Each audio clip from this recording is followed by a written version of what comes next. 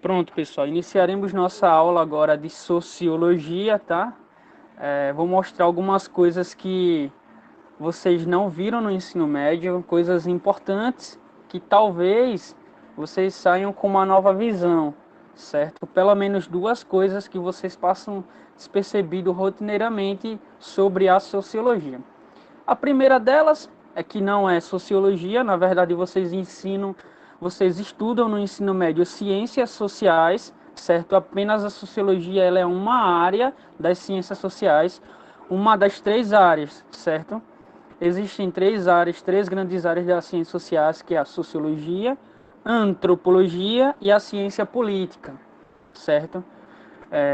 Se tiver alguém aqui que não me conhece, meu nome é Alisson, eu sou graduando em Direito pela UFAL, recebi o convite de ministrar algumas aulas para vocês de revisão para o Enem. Esse convite foi feito pelos Soluções Ambientais, na pessoa do Eric, certo? Aceitei prontamente e aqui estamos agora para uma aula de Sociologia. Já estudamos também a disciplina de redação, já tiramos bastante dúvidas, já aprendemos bastante sobre a redação e agora é hora de aprender um pouco mais, tá bom? Eu sempre gosto de iniciar e terminar a aula com uma frase, certo? Então aqui, é, gente, a gente vai iniciar a aula com essa frase: o amor por princípio e a ordem por base, o progresso por fim. Vocês lembram de alguma coisa relacionada? Vocês já leram algo relacionado a essa pequena frase? Ninguém lembra como que é. Vocês vão ver que isso está no nosso dia a dia e a gente não percebe. E sobre essa frase, alguém lembra alguma coisa? Nada, ninguém nunca leu? Aqui estão as três grandes áreas das ciências sociais, certo? Sociologia, estudo da sociedade, e antropologia, estudo das culturas da sociedade. Culturas no plural, tá, gente? Existe uma multiculturalidade. Por muitos anos acreditaram que existia uma só cultura. Por exemplo, não existe a cultura brasileira, existem as culturas brasileiras, certo? E a ciência política, que é o estudo das relações de poder, estudo da política, estudo do... Enfim, a gente vai chegar nessa parte. Inicialmente, para iniciarmos a aula de sociologia, é importante a gente mostrar como que ela surge. Ela surge ali na primeira metade do século XIX, tá bom? Com a pessoa de Auguste Comte, preocupado em explicar os fenômenos que aconteciam naquela época. É importante a gente salientar que esse contexto aqui, ele era voltado a revoluções, a Revolução Francesa, a Revolução Industrial, as revoluções burguesas de forma geral. Elas estavam ali cada dia mais atrelada à rotina da sociedade. E aí existia uma necessidade de se explicar e não de se resolver esses problemas, na verdade. Comte é um filósofo francês, considerado o pai do positivismo, certo? O positivismo, que é aquela doutrina da filosofia que diz que apenas a ciência ela é capaz, é a verdadeira fonte de conhecimento e é capaz de transformar o mundo. Isso, na visão do positivista, é crucial, certo? E isso causa alguns problemas, tá? Apesar da ciência ser muito importante, existem outras formas de conhecimento, a exemplo da filosofia, da ética, certo? Que vão nos impulsionar a conhecer cada vez mais o mundo, certo? A ciência ela é muito importante e talvez a mais importante, mas existem outras formas de conhecimento, certo? E ele acabou causando uma romantização da ciência, certo? E isso não era interessante para aquela época, nem para os dias de hoje, né? Um amor cego por algo sem criticar aquilo. E é importante deixar claro que Comte, esse senhorzinho muito simpático, ele trabalhava no mundo da razão, certo? Onde ele acreditava que quem deveria gerir todo o Estado seriam os cientistas, entende? E por isso que ele recebe e através disso ele impõe as ciências naturais, gravem esse nome, as ciências da natureza. Quais ciências da natureza? A física, a biologia, a química, a matemática, a astronomia, como formas de, utilizando os mecanismos e dinâmicas destas, explicar a sociedade. Então ele não cria uma sociologia, ele cria algo que ele chama de física social, importante, para aquela época, um avanço muito grande, só que hoje em dia ela é refutável e não é mais utilizada, tá? E nessa física social, ele dividia em duas: a estática social, que é aquela sociedade que ainda necessita de uma organização, aquela sociedade que ainda não alcançou o seu ápice, que ainda não alcançou a dinâmica necessária. Existe a sociedade de dinâmica social. Sociedade essa bem organizada, bem estruturada, onde a ciência é elevada acima, onde a ciência é a forma de razão, é a forma de conhecimento. E isso no positivismo. E o positivismo vai aí, através dessa física social, dessa busca incessante pela ciência, criar a sociologia. Sociologia, diferente da filosofia, é uma ciência, tá, que não busca solucionar os problemas, ela busca explicar como eles acontecem, certo? E a filosofia ela já busca idealizar, resolver, certo? A frase que vocês não comentaram, né, do início da aula: o amor por princípio, a ordem por base e o progresso por fim. Essa frase, ela está empunhada na nossa bandeira nacional, certo? Ou seja, a nossa bandeira nacional traz consigo frases do positivismo. E o positivismo surgiu no Brasil justamente na época da ditadura ou regime militar, certo? Ele surge ali com uma busca incessante pela ciência, uma busca incalculável pela pátria, pela democracia, enfim.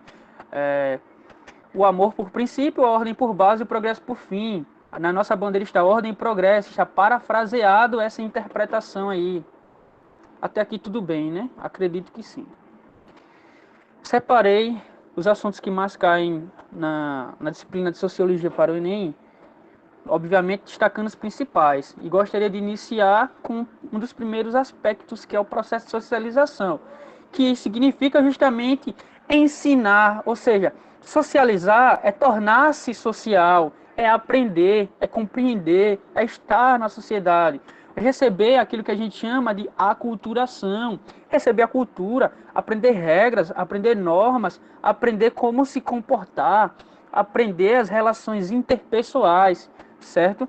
E o processo de socialização, ele divide-se em dois principais. A socialização primária, como o próprio nome já diz, é a primeira, aquela que acontece no âmbito familiar, após o nascimento. Os pais ensinam você todas as normas inerentes. Olha, você tem que fazer isso, tem que acordar cedo, você vai aprendendo ali. Mas existe uma outra que é muito importante e é a vitalícia para o resto da vida, que é o processo de socialização secundário, que você vai aprender na escola, na igreja, nas instituições de modo geral, com os amigos. E esta é muito importante para o estudo e compreensão da sociologia. Até aqui tudo bem, né? Não é um bicho de sete cabeças, mas tem que tomar cuidado para não confundir o que é a socialização primária com a secundária. Mas se a gente utilizar a lógica, primária é a que vem primeiro, secundária é toda aquela que vem depois, certo? E aqui temos exemplos, né, para a gente explicar exatamente como é que funciona essas instituições, que são os amigos, religião, família, escola. Nessa imagem 1, a gente vê o quê? Pessoas reunidas ali possivelmente numa praça, conversando, descontraindo. Na imagem 2, já vemos a família ali no âmbito da igreja, da religião, aprendendo a religião dos pais, muitas vezes, dos pais, das vozes, com quem você mora na verdade. Nessa terceira, a gente já consegue notar aqui uma família diversificada, onde está todo mundo reunido ali, socializando, conversando, dialogando, colocando o papo em dia, vamos dizer assim. E a quarta, que é uma bastante importante, é a escola como forma de socialização, como forma de aprender, de se comportar. Entendam, pessoal, que, por exemplo, a escola é um elemento de socialização, pois ela é muito importante para as crianças aprenderem as normas e regras gerais. Além de ter contato, geralmente é na escola que você encontra um amigo, uma amiga, e você vai conversar com ela por muitos anos. Seus melhores amigos geralmente são da escola. Enfim, a igreja também é importante, a família, são todas importantes na sua proporção. Até aqui tudo bem, né? E aqui um mapazinho mental para a gente entender, ó, A sociologia, a socialização divide-se em duas, primária e secundária. Agente de socialização é todo aquele que ensina. Aprendizado é todo o conteúdo a ser ensinado. Os meios de comunicação vão ensinar mudança de hábitos. E Bauman vai falar que essas relações de socialização estão se modificando. Se antes funcionava dessa forma aqui, atualmente ela está diferente. Por exemplo, não se conversa mais como antes. As pessoas estão cada vez mais nos aparelhos celulares, computadores, jogando online, ou seja, a gente está aproximando quem está longe e distanciando quem está perto. Esse é um processo da modernidade líquida escrita por Bauman, certo, na sua obra Pós-Modernidade. Até aqui tudo bem, né? Então a gente já está partindo bem rapidamente, certo? Bem resumidamente para outra questão que cai bastante no Enem, que é a divisão social do trabalho. E por assim dizer, vamos citar dois principais autores nessa, tá? Com características análogas. Na verdade, características contrárias, né? Principais características dessa é o aumento da produtividade. Ela surge ali nas revoluções industriais, tem a revolução agrária, onde você, por exemplo, vai aumentar a produtividade, já que você vai ter máquinas para fazer o que os homens antes faziam, certo? Vai ser definido quem vai fazer cada coisa. Olha, você vai fazer isso e você vai fazer aquilo. Nessa definição, homens ficam com certas funções e mulheres com outras, e a força intelectual, ela se difere, se separa nessa forma de divisão do trabalho da força braçal, certo? A venda de mercadoria ela vai aumentar, porque agora você vai ter funcionários trabalhando e circulando mais rápido, cada um com um processo de trabalho especializado. Lei da oferta e demanda, se tem muito produto, logo o preço vai cair, certo? E vai ter uma distinção de classes. Vai ter a classe de trabalhadora e os superiores a eles, os patrões dele, certo? Aqui vemos uma imagem, eu acredito que seja a melhor imagem da gente definir como que ela ocorre. Vemos aqui uma imagem do filme Tempos Modernos, de Charlie Chaplin, onde ele relata exatamente como o processo de revolução industrial, as máquinas interferiram nas relações de trabalho, né? Nesse filme, não sei se vocês já viram, ele está trabalhando constantemente, tendo que trabalhar, produzir, mal tem tempo para comer, mal tem tempo para tomar água, e tem que voltar ao trabalho, porque o objetivo dali é produzir muito, certo? Sistema esse, Fordismo, Taylorismo, enfim. E outra aqui é bastante importante da gente citar. Ó, vou me aposentar amanhã, e sabe o que eu vou fazer? Andar até o fim desta linha de montagem e descobrir o que eu estou fazendo há 30 anos. Isso quer dizer que, nesse caso em questão, ele está fazendo uma problematização, uma sátira ao trabalho industrial, onde muitas vezes você produz por muitos anos sem ter noção do que realmente você produz, certo? Por exemplo, ele está ali apenas naquele setor, produzindo, um trabalho alienado, produzindo, não participa de todo o trabalho, ele participa de uma área específica sempre nessa área, certo? Vão ter vantagens e desvantagens que a partir de agora a gente vai debater um cara bem importante para o estudo das ciências sociais e bem importante para o estudo da divisão social do trabalho, que é nada mais nada menos que Emile Durkheim. Emile Durkheim, ele é favorável à divisão social do trabalho, ele diz que ela vai causar uma ligação melhor na sociedade, a sociedade vai ficar mais harmoniosa, porque assim cada um vai precisar do outro. Esse trabalho especializado, ele é bom, porque você vai ficar muito bom naquilo que você faz, e assim vai produzir mais rápido e todo mundo vai sair satisfeito. Você que produz e seu patrão que vai ter lucro com você. Ele define as sociedades em duas, iniciando também aqui solidariedade mecânica e solidariedade orgânica. Ele mostra bastante diferenças destas, certo? Ó, a solidariedade mecânica não vem de mecanização, muito pelo contrário, vem de algo que só é repetido ali, que não integra o que ele considera auge da sociedade.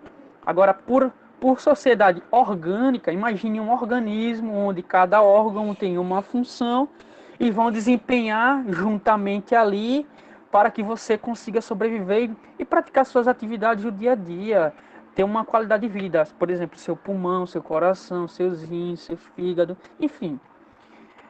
Ele diz que na solidariedade mecânica até que há uma coesão social, mas é pequena porque são sociedades simples, são sociedades pré-capitalistas, ali o exemplo das sociedades tribais. É rudimentar e elas não dependem uma das outras porque eles não estão ligados, não tem uma relação de harmonia, assim, de trabalho. Eu tenho que fazer o trabalho legal porque meu colega vai precisar de mim posteriormente para continuar essa parte do trabalho. Não. Já na sociedade que ele defende, que a solidariedade orgânica, organismo, cada um vai ter uma função, eles que há uma coesão social, são sociedades complexas, capitalistas, e ele fala que elas são diferentes entre si, mas são interdependentes, certo? E diz que a relação social do trabalho é algo muito bom. Porém, todavia, no entanto, na filosofia, na ciência de modo geral, pessoas vão questionar e vão refutar o que é dito.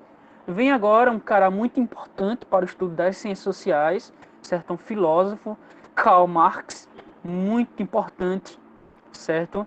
E vem questionar basicamente aquele processo de divisão social do trabalho. Ele diz que ela causa uma hierarquia social, onde uns vão ter muito, que são os donos dos meios de produção, e outros vão ter pouco, que são os donos da força de trabalho, são os trabalhadores, e que essa relação hierárquica ela é desigual e ela vai causar um trabalho alienado. Imagina você estar trabalhando todos os dias com a mesma função, sem necessariamente se especializar em outra, ficar bom em outra, enfim, você vai viver um terço da sua vida ali, certo? E ele questiona isso.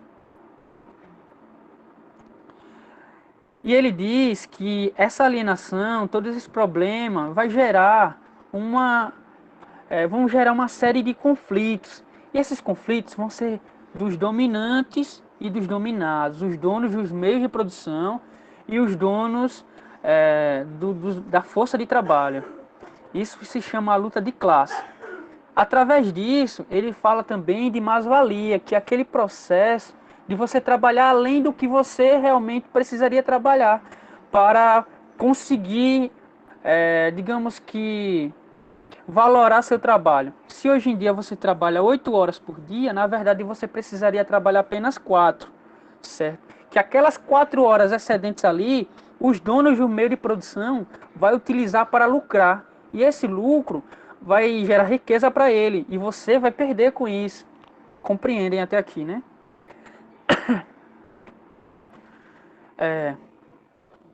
Passamos por mais um assunto e agora já vamos atropelando outro assunto que é o assunto, um dos mais importantes, que é movimentos sociais e que cai em peso tanto em Enem quanto em vestibulares. Por movimentos sociais a gente entende que são atos que vão gerar uma certa uma comoção da sociedade. Ele é previsto em lei, o artigo 5º, parágrafo 16º da Constituição Federal vigente, né, de 1988, ele já diz: todos podem reunir-se pacificamente, importante deixar claro, sem armas, em locais abertos ao público, independente de autorização, não precisa de uma autorização, desde que não frustre outra reunião anteriormente convocada para o mesmo local, não cause um conflito com outro movimento social que pensa diferente, sendo apenas exigido prévio aviso à autoridade competente, ou seja, às forças policiais. Para quê? Para que justamente façam rondas naquele local onde vai ter esse movimento social e que não gere nenhum conflito e que não gere nenhuma briga e nem quebre nenhum patrimônio público. Exemplos deles são as passeatas, greves, marchas e protestos, tá bom? E divide-se em dois. O conjuntural, que é a curto prazo, ele acontece mais por uma polêmica que é causada, exemplo lá o da Carrefour, certo? E tem o estrutural, que é aquele que luta por direitos a longo prazo, que é o exemplo de movimentos que lutam pelo fim do racismo. Ele luta constantemente, e não apenas em um momento específico.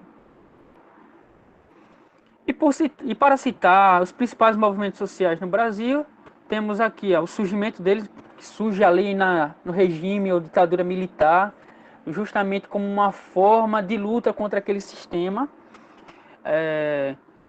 Temos o movimento dos trabalhadores rurais sem terra, temos o movimento dos trabalhadores sem teto, o movimento negro, o movimento estudantil, o movimento feminista, o movimento LGBTQIA+, movimento ecológico e assim por diante. Temos inúmeros movimentos, tá? Aqui temos a representação destes. E qual o principal objetivo deles? É chamar a sociedade para a rua, mostrando, olha, a gente está reivindicando certos direitos, estamos reivindicando muita coisa, tem muita coisa errada, então vem cá, vamos dialogar. E por que ir às ruas? Porque é a única forma do Estado notar que essas pessoas estão insatisfeitas com algumas demandas e que ali estão lutando para melhorá-las. Até aqui tudo bem, né? Estaremos partindo para outro assunto, que é o assunto de cidadania, certo? Sociologia e cidadania, vocês devem ter estudado assim no ensino médio. Por cidadania entendemos o quê? Um conjunto de direitos e deveres. Vem de lá do latim civitas, que significa cidade, e sendo um conjunto de direitos e deveres, a gente pode especificar aqui alguns para ficar mais claro para vocês. Cidadania política, ou seja, direito político, que é o de votar, ser votado, de ser representante de um movimento social. Cidadania civil, que é o direito à liberdade. Cidadania social, que é o direito à dignidade da vida humana. Direito da nacionalidade, certo? Que pode ocorrer de duas formas: você ser nato, ou seja, nascer num país, ou naturalizado, nascer em outro país, mas que deseje e assim consiga morar no Brasil e se naturalizar, ou seja, você vai ser abraçado pela pátria e vai ter a nacionalidade brasileira. Idade, alguns direitos e alguns deveres, por exemplo, dependem de idade. Você não pode ir preso com menos de 18 anos. Você pode ser apreendido no máximo dependendo do crime.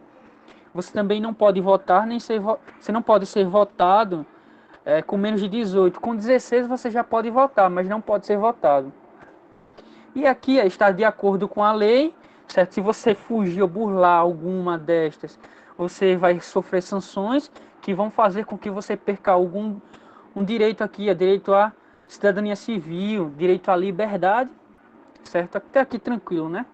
Isso é mais uma área do direito administrativo que cai bastante na sociologia do Enem. Aí a gente já está indo para um conceito bastante importante, que é o de Zygmunt Bauman, acerca da modernidade líquida. E é um termo, um camarada bastante citado nas redações do Enem, que recebe bastante notoriedade e relevância. Modernidade líquida e sólida, ele separa ali dois tipos de modernidade. E na modernidade sólida ele diz que a sociedade é de consumidores e produtores e não só de consumidores, é bastante importante deixar claro isso. Eles que consumem é para sobrevivência, não acumula. São instituições sólidas, não tem uma mobilidade geográfica e uma mobilidade trabalhista e tem uma certa durabilidade, duram anos. Podemos citar ali os indígenas. Na modernidade líquida, bem diferente, somos uma sociedade de consumidores, segundo a perspectiva desse polonês. Consumo, ele é para ser aceito socialmente, é aquela questão lá de ter uma Adidas da hora, de ter um Nike da hora, de ter o celular da hora. Tá na moda agora comprar o iPhone 11 e você tem que comprar para se adequar àquele conjunto social. Ele está dizendo até que as instituições são fluidas, não são permanentes. E é uma mobilidade geográfica e ele fala que essa modernidade ela é ruim porque nada é feito para durar, as relações interpessoais não duram. Por exemplo, é o caso de você marcar com alguma amiga, vamos para a praça, vamos para casa conversar, e vocês ficarem o dia todo no celular. Já aconteceu com alguém aqui? Fica o dia todinho ali, vocês chamaram para conversar, dialogar, vamos conversar, vamos ficar juntos, e na verdade vocês estão no celular. E isso, na perspectiva de Zygmunt Bauman, é uma fluidez, é uma sociedade líquida e negativa, tá? Uma citação dele é: os tempos são líquidos, porque tudo muda tão rapidamente, nada é feito para durar, nada é sólido. Por que líquido? Imagina uma cachoeira, onde a água vai passar e vai embora. Ela não vai ficar ali, não vai ficar permanente, ela vai embora, vai descer e vai circular, circular, circular. Galera, lembra que eu falei que a gente ia estudar as 3 áreas da ciência social, das ciências sociais, na verdade, desculpa. Agora a gente só resumiu basicamente a sociologia, tá bom? A partir desse momento em diante, a gente vai falar da antropologia, bastante importante, tá? Cai bastante no Enem e até para entender o outro, as diferenças culturais, é importante. Antropologia. Antropologia, galera, a gente tem como citar inicialmente aí a descoberta do Novo Mundo, ou seja, a descoberta da América, a descoberta do Brasil, onde, onde os portugueses, ao chegarem aqui, viram aqueles animais, como eles consideravam, os indígenas, totalmente despidos, totalmente distantes das realidades europeias da época e começaram a julgar aquilo como inferior, ou seja, causando um etnocentrismo, um eurocentrismo, porque ele sempre levava como parâmetro a Europa, certo? A sua etnia. E com isso, o índio, naquela perspectiva, era inferior e, por assim dizer, sendo inferior, poderia ser escravizado. O processo de escravização indígena, africana, ele funciona por causa disso, gente. Porque eram entendidos como inferiores. Isso é um conceito antropológico. Por que que escravizavam indígenas? Porque eram considerados inferiores. E é importante deixar claro que todo mundo tem uma identidade, né? Ninguém é igual. E é importante a gente ter uma alteridade, a gente poder conseguir colocar no lugar do outro sem julgar. E isso é o objetivo do relativismo cultural. A cultura é relativa, cada um tem a sua, basta respeitar e continuar a minha sociedade. O Brasil, por exemplo, ele é um país com uma diversidade e multiculturalidade enorme e um país de negros, brancos e amarelos, enfim, muito multicultural. E a questão indígena, como eu já citei, ela foi bastante impactada por isso. É, é muito difícil a gente falar de antropologia sem nem ao menos citar um pouco da questão indígena. A questão indígena ela é bastante estudada pelos antropólogos, a religião, a organização social, a família, a divisão social do trabalho, eles têm tudo isso, pessoal. Só que do jeito deles. Só que quando a gente analisa com princípios etnocêntrico ou eurocêntrico são totalmente diferentes dos nossos. Não tem ali, por exemplo, ferramentas como a gente tem, máquinas. Apesar de que com a globalização estão conseguindo maior acesso, mas ainda não tem da mesma maneira. Por muitos anos acreditavam numa questão que é o determinismo, certo? É você determinar através de princípios algo ou alguém. O determinismo biológico, ele trata, como o próprio nome diz, da biologia. Homens e mulheres são inferiores aos homens, por exemplo. Ele fala disso, coisa que não é verdade. São diferentes em suas condições, mas são capazes de realizar as mesmas coisas, certo? E tem o determinismo geográfico, que é aquela questão, por exemplo, a gente tem como citar, você é baiano, baiano é preguiçoso. Alguém já viu essa aqui, pessoal? Baiano é preguiçoso. Mas na verdade não. Índio é preguiçoso. Mas na verdade não. É porque no modelo dele, ele não precisa acumular. Ele tem um próprio modelo. Se a gente considerar ele preguiçoso, a gente vai estar utilizando um princípio etnocêntrico, utilizando a nossa etnia como base. Isso não é interessante.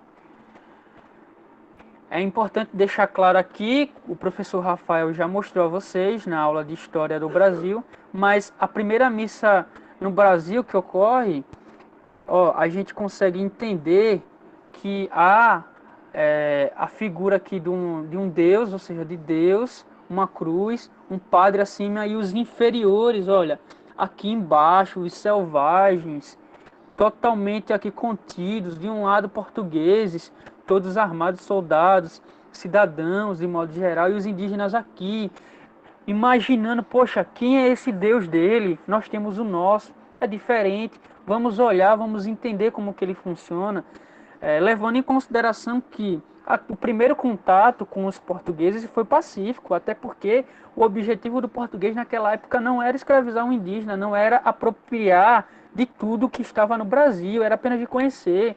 E o índio não entendeu malícia naquele momento, certo, pessoal? Porém, olha aqui, um contato, havia um escambo ali entre eles.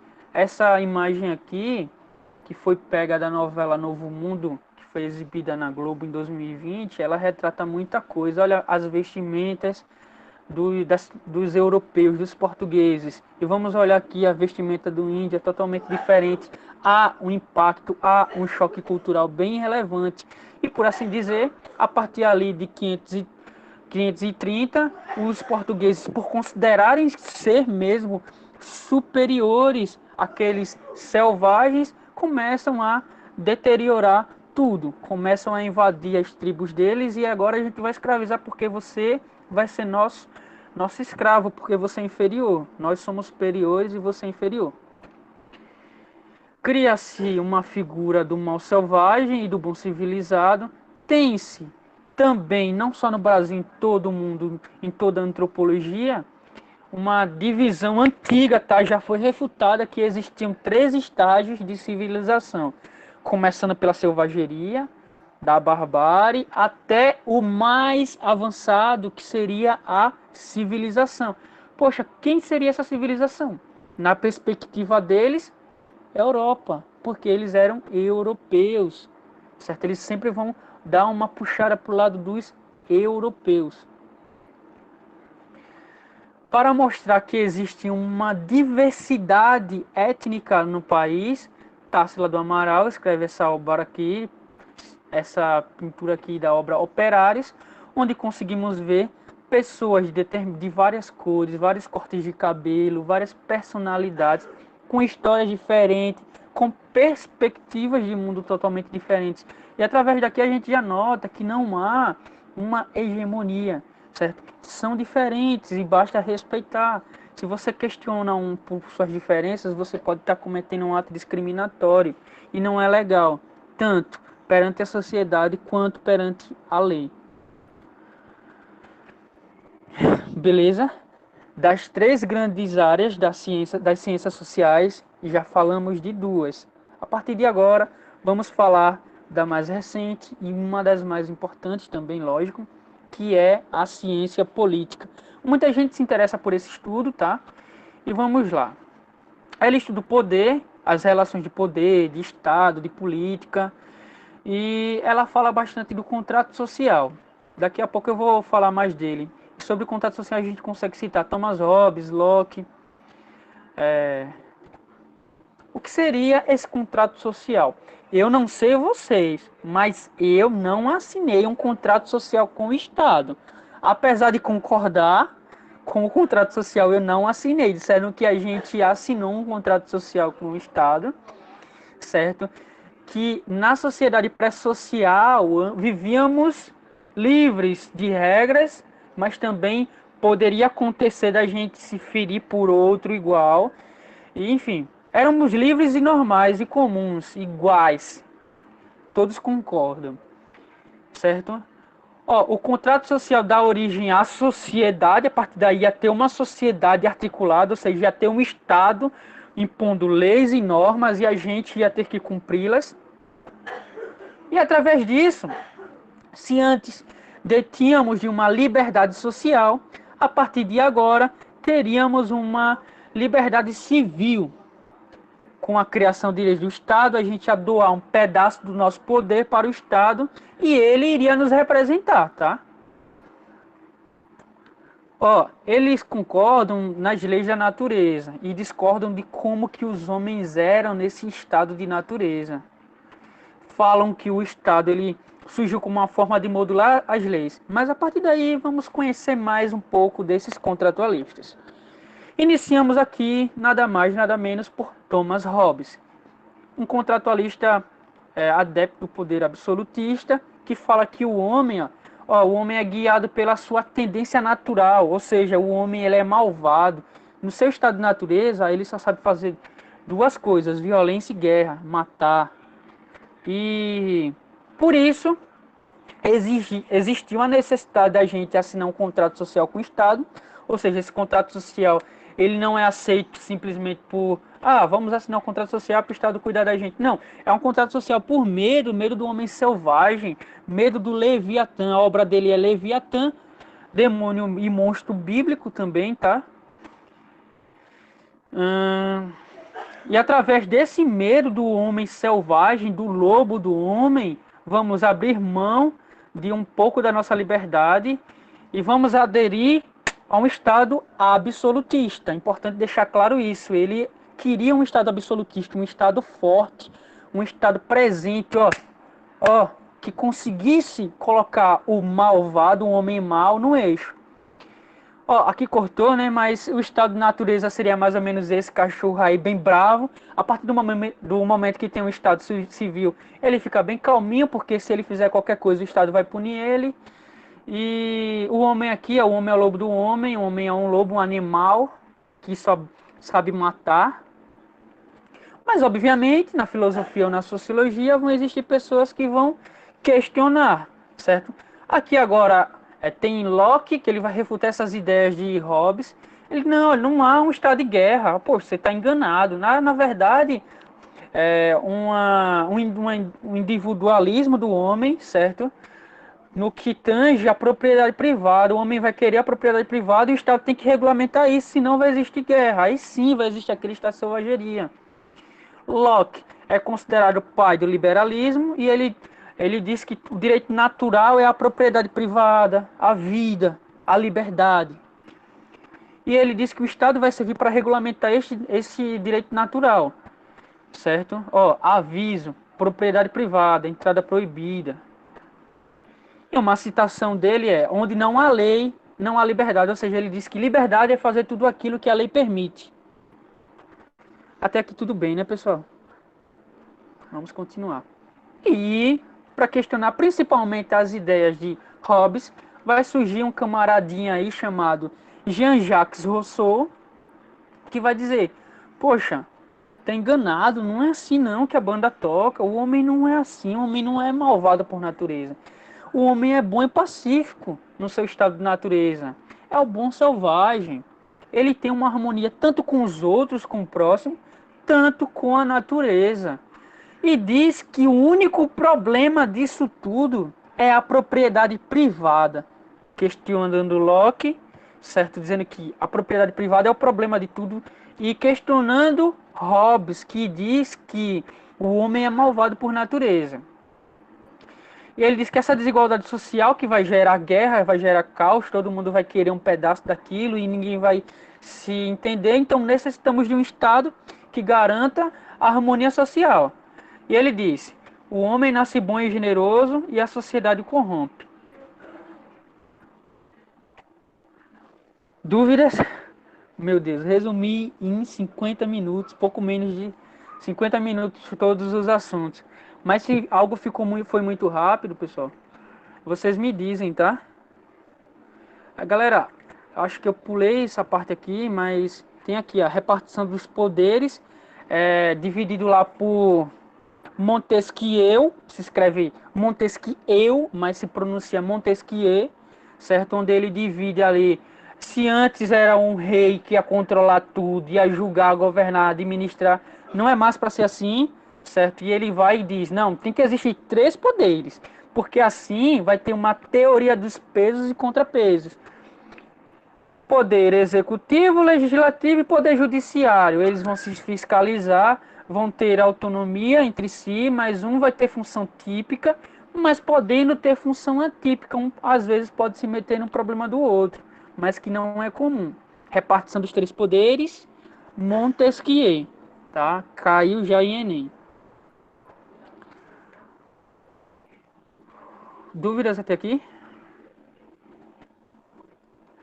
Tem uma pergunta, professor. Pode falar. Então, no caso, Rousseau, ele define um estado mínimo, Locke um Isso. estado mediano, Moderador, regulamentando, moderador, e Hobbes seria um um estado estado total, né? absolutista, um estado totalitário absolutista. Isso, exatamente, perfeito. Ok, Quem é ok. Danilo, é? Sou Perfeito, eu mesmo. Danilo. Ok, Exatamente, é isso mesmo. Se o entendi, homem entendi. aqui em Hobbes, um homem é muito malvado, um homem é um animal, algo desprezível, algo selvagem, ele necessita de um poder forte. E qual poder seria esse? Um poder absolutista, um rei forte que, de alguma maneira, fosse articular direito aquilo, certo? Não adianta colocar ali, já que o homem é selvagem, um estado fraco, um estado sem força. Não serviria. Fechado, pessoal? Lembrando que essas figuras aqui, eles não são cientistas sociais, não são sociólogos, mas são filósofos que contribuíram para o surgimento e a centralização da sociologia. Por isso que a gente estuda muito mais eles no ensino médio que os próprios sociólogos, tá? Não tem como falar de sociologia sem falar desses camaradas aí bastante importantes. Deixa eu ver se no chat tem alguma coisa. Acho que não. Gente, não sei se vocês sabem, mas eu tenho uma. Gosto de citar na aula uma frase, né? Que. Eu não vou deixar para o final. Alguma dúvida até aqui?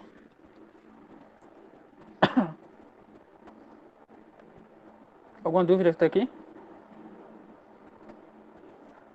Pessoal?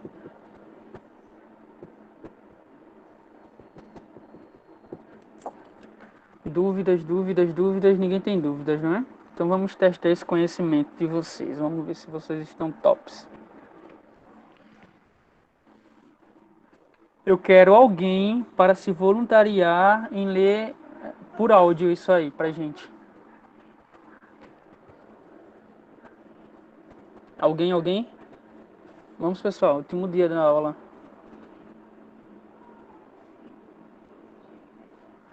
Ninguém?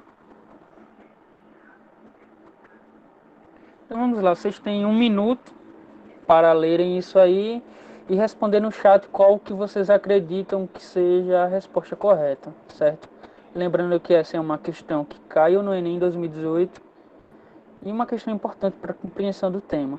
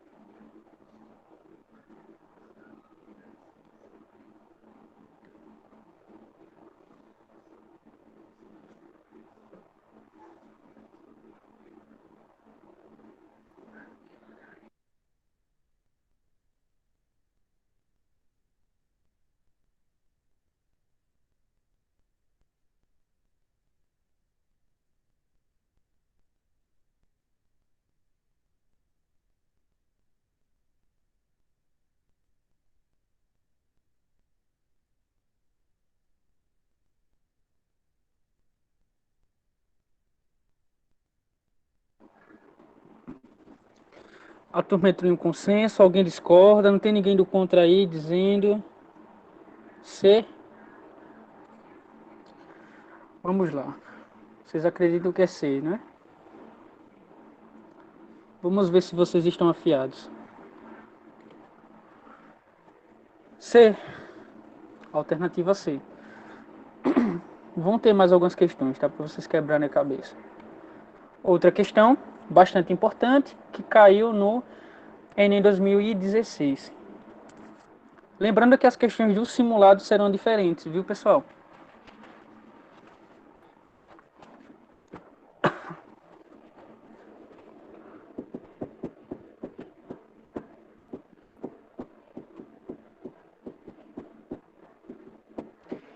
Eu ainda vou dar uma dica para vocês. Essa questão se interrelaciona com modernidade líquida de Zygmunt Bauman.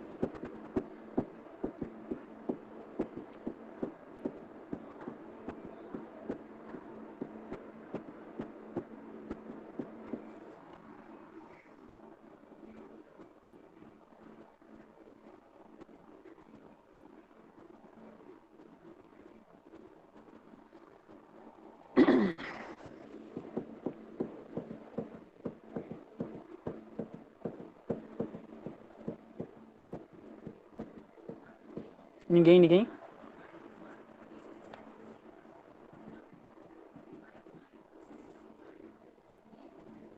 Anderson fala letra C. Alguém discorda dele? Alguém concorda? Rosa Chagas fala é.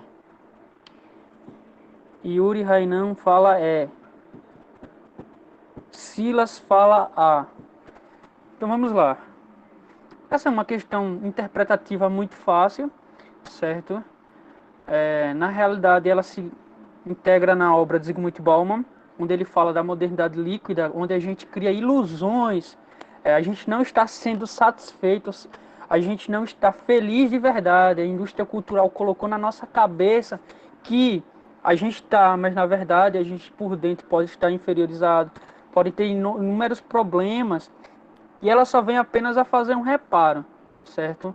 Então a alternativa correta, seguindo a perspectiva do polonês Bauman, é ilusão, pessoal, ilusão. A gente está sendo iludido pela indústria cultural. É aquela ideia dele querer vender pra gente, a gente acredita, poxa, eu preciso muito disso, eu preciso muito. Aí uma semana depois você lembra, poxa, nem precisava tanto porque eu queria aquilo. Eu já tenho um celular porque eu quero mais um.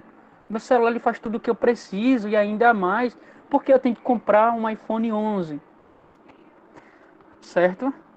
Isso também Bauman já previu na obra Pós-Modernidade. Vamos lá continuar. Uma questão que caiu no Enem de 2013, bem importante e muito difícil de errar ela. Um minuto.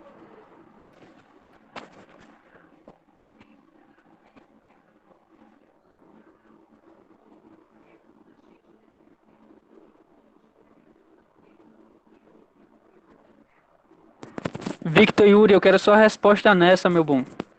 Vamos responder. Pessoal, uma dica, não nessa questão específica, tá? Mas em questões grandes é você iniciar a leitura pela pergunta. Porque quando você for perguntar, for para o texto, você já vai saber exatamente onde buscar, o que buscar. Às vezes ele diz ali na linha tal. Aí você não precisa ler o texto todo, você lê aquela linha específica. Certo? Vamos, pessoal, já deu tempo.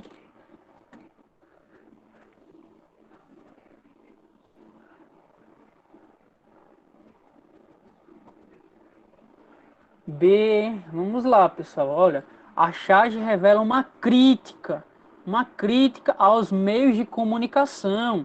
Ela fala aos meios de comunicação. Então vamos lá. Você está no Orkut? Estou. E no MSN, e no MySpace, e no Facebook. Em todos. Até no Twitter? Claro. Você está em tantos lugares, por isso raramente te vejo no mundo real. Uma crítica ferrenha ali, possivelmente da esposa dele, ou mãe, enfim. Alternativa A, questiona a integração das pessoas. Olha ela fazendo um questionamento aqui. Questiona a integração das pessoas nas redes virtuais de relacionamento. A B diz o quê? Considera as relações sociais como menos importantes. A charge não está considerando menos importante. É a pessoa da charge que considera, mas a charge não considera.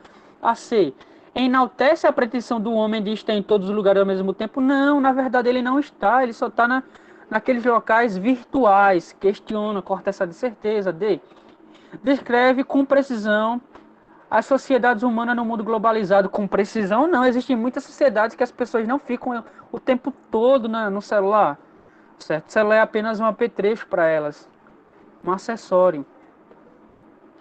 É, concebe a rede de computadores como espaço mais eficaz, nem fala de computador, corta logo. Ó, questiona a integração, tá questionando desde o começo, tá perguntando, "Oxe, você está em todo canto, e por que você não está integrado no dia a dia? Por que eu não te vejo? Por que você só vive no celular?" Pegadinha, pessoal. Quando parece muito fácil, ela pode ter uma pegadinha. Então, aconselho vocês a iniciarem aqui, ó, o texto expressa o esforço de Emily Durkheim em construir uma sociologia com base na... Lembra lá do positivismo, viu?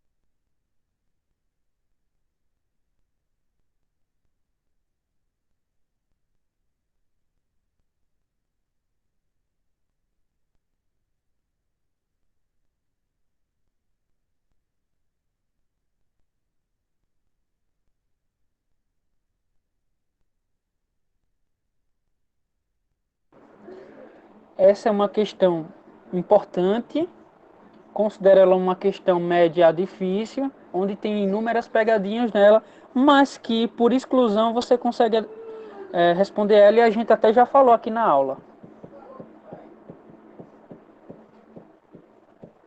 Alguém, Danilo falou de. Vamos lá, alguém mais, alguém mais. Lembrem que no Enem vocês têm um tempo limitado para resolução de questões. Danilo, não, é Ibrahim Miguel que falou. Anderson fala que é E, alternativa E. Silas fala que é A. Vamos lá. Vocês estão em dúvida. Ó, a sociologia ainda não ultrapassou a era das construções e das sínteses filosóficas. Em vez de assumir a tarefa de lançar luz sobre uma parcela restrita do campo social, ela prefere buscar as brilhantes generalidades em que todas as questões são levantadas sem que nenhuma seja expressada. Continuando aqui, não é com exames sumários e por meio de instituições rápidas que pode chegar a descobrir as leis de uma realidade tão complexa. Sobretudo, as generalizações às vezes tão amplas e tão apressadas não são suscetíveis de nenhuma prova. Ele está questionando ali a filosofia. Ó, o texto expressa, lembrem que o positivismo foi uma ideia de romper as barreiras da filosofia. Não era a filosofia que era capaz de, de se responder às questões, certo? Apesar dele ser um filósofo. Ó, vinculação com a filosofia como saber unificado. A filosofia não é um saber unificado. Existem outras formas de ciência. Cortar reunião de percepções intuitivas, ó, intuição, empirismo. Empirismo é filosofia. Formulação de hipóteses subjetivas, não é objetivas, subjetivas não. Adesão aos padrões de investigação típicos das ciências naturais. Pô, será que é essa? Vamos ler a outra. Incorporação de um conhecimento alimentado pelo engajamento político. Poxa, ele fala de política aí. Adesão aos padrões ali, a física, a matemática, a química, a biologia, como que elas integram, como é a forma de pesquisa dela, vamos colocar aqui. Inclusive, ele escreve dessa forma. Se vocês lerem alguma obra de Emily Durkheim, ela é bem enriquecedora. Pesada também. Enem 2019, pessoal.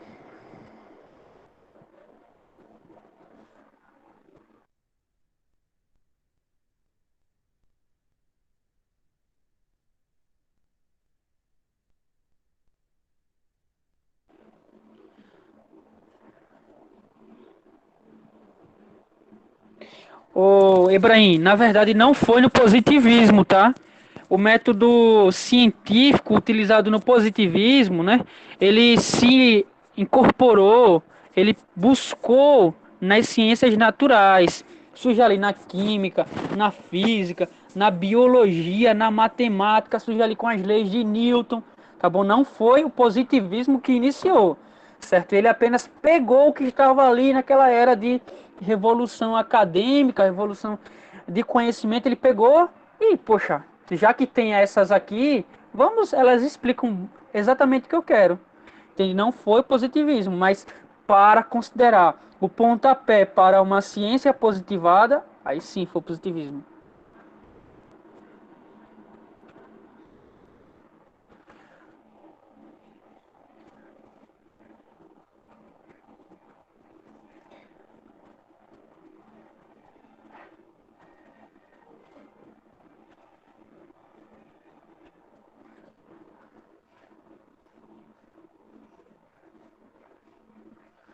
Ó, as práticas descritas no texto são incompatíveis, galera. Elas são contrárias com a dinâmica de uma sociedade laica e democrática. Por quê? Por quê? Por quê? Restringem a liberdade de credo previsto na Constituição Federal.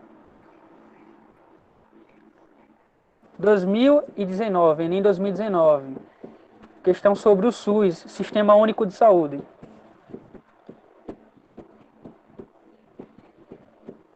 Se você entende o SUS, você nem precisa ler o texto, mas é importante, né?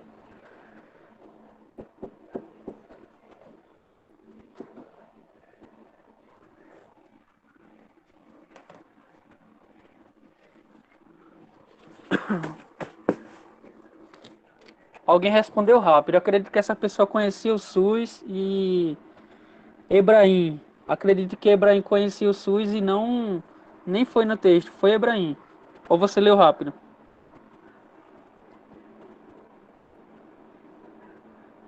Ah, fez essa questão hoje. Aí assim fica mole, né?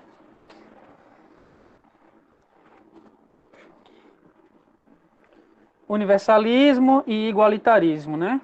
Ó, paterna, que é algo filantrópico, é sem fins lucrativos, já corta A. Liberalismo e meritocracia só vai poder acessar ao SUS quem tem o mérito. Meritocracia significa mérito, merecimento. Ah, puxa, só vai é, ter acesso ao SUS quem, por exemplo, tem ensino médio completo. Pô, não é justo, né, pessoal? Universalismo e igualitarismo é tornar universal igual a todos. Nacionalismo e individualismo, poxa, nacionalismo não, você pode pegar pessoas de outro país e ser atendido muito bem no SUS. Individualismo não, é universal. Revolucionarismo e coparticipação, meu Deus do céu. Certo? Parabéns a quem acertou, quem errou, dá uma pesquisada um pouco mais. Outra questão.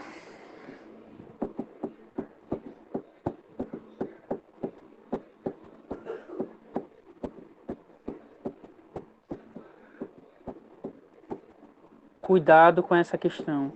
Ela, na verdade, é uma questão de filosofia social, mas que eu achei válida para a gente trazer para a aula.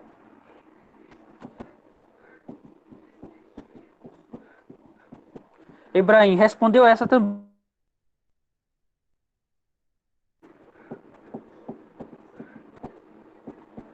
É isso aí, pessoal. Nessa reta final é resolver questões anteriores, é pesquisar mesmo, não tem muito de aprofundar a teoria, mas também não tem essa de fazer corpo mole, né? Mas dar uma relaxada amanhã e tranquilo.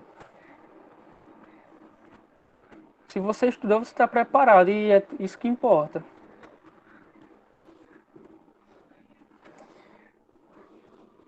As outras não se encaixam, Anderson. Muito bem visto, já que o Anderson nos deu a resposta, né? Então nada mais justo que a gente concordar com o que Anderson fala. Questão Enem 2017. Vamos, pessoal. Inicie pela pergunta, porque quando você for lá no texto, já vai saber exatamente o que ele quer.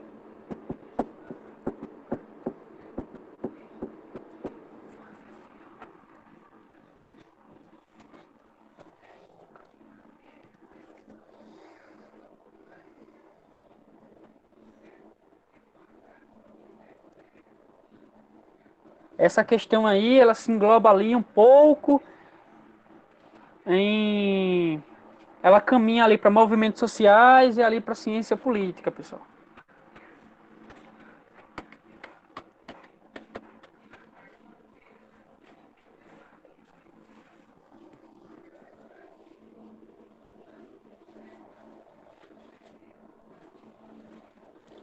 Anderson fala que é B, Rosa disse que é B. Vocês têm certeza? Eu, se fosse vocês, davam uma lida a mais no texto. Já Clécia disse que é B, tem certeza? Será que é isso mesmo que o texto pede?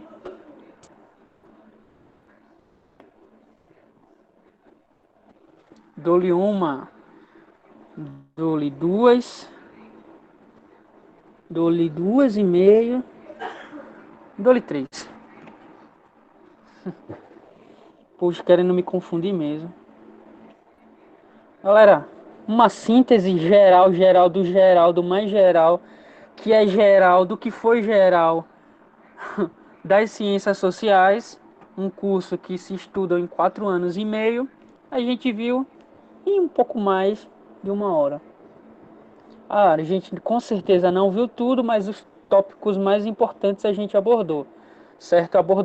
Não abordou indústria cultural na teoria, mas vimos indústria cultural em questão, isso que importa.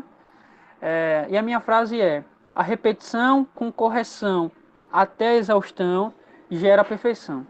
Obrigado a todos que ficaram até o final. Desejo boas provas a todos. E vamos lá, né? Quem tiver alguma dúvida pode falar. A gente ainda tem aí cerca de 18 minutos de aula. Fui bem sucinto, certo? Não é só isso, existe anos de história, de lutas sociais, de teóricos, mas que a base, a nata do assunto é esse. Alguma dúvida? Olha, gente, vocês não imaginam